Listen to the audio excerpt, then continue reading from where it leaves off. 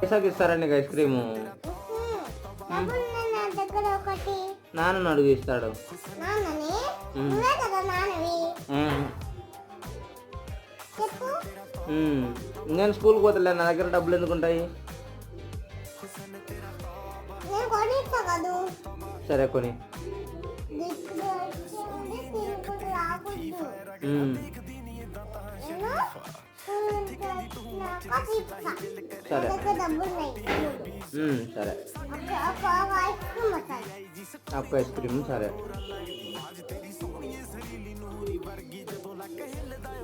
అయినా ఈరోజు సండే కదా, నేను స్కూల్కి పోను. నేను పోను, ఈరోజు సండే.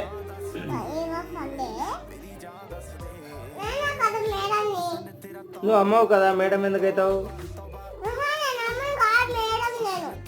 సర్లే టీచర్.